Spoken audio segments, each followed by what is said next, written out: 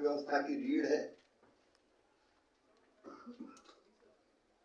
और न केवल रीढ़ है बल्कि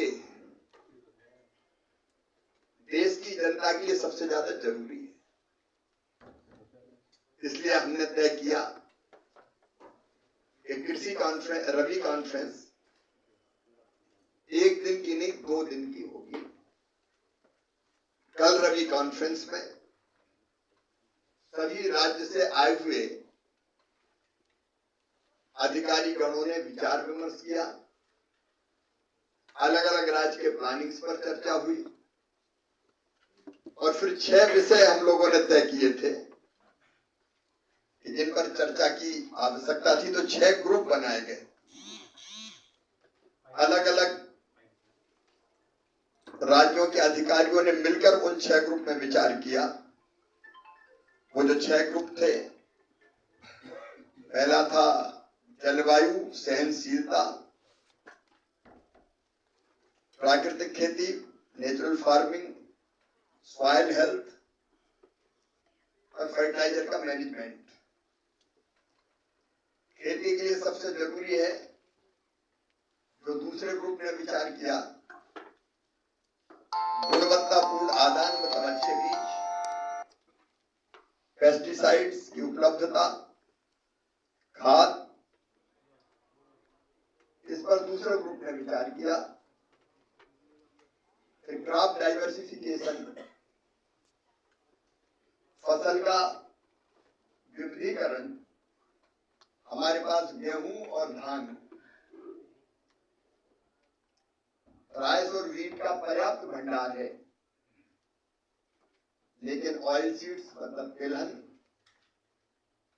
और दालों में पल्सेस दलहन, इनमें अभी हमारी आयात पर निर्भरता है।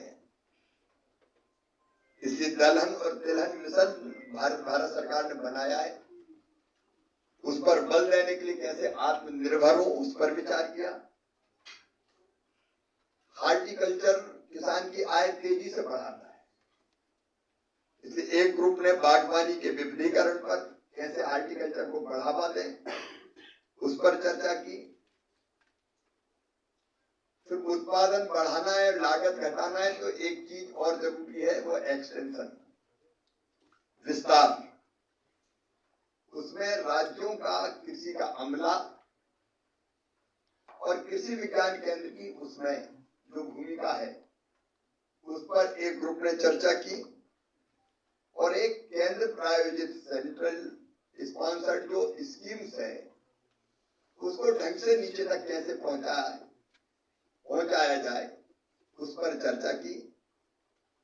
अभी कॉन्फ्रेंस जारी है, इन ग्रुप ने अपनी रिपोर्ट प्रस्तुत की है, लेकिन मुझे कहते हुए प्रसन्नता है कि हमने रबी के टारगेट मिलकर जो किए पूरे देश में तय, वो इस साल तय किया है 341.55 मिलियन टन का, 341.55 मिलियन टन, जो पिछले साल से 12.41 मिलियन टन अधिक है।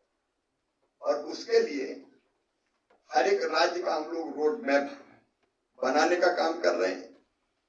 पिछले साल भी हमारा जो उत्पादन था उसमें हमने काफी अच्छी बढ़ोतरी प्राप्त की थी।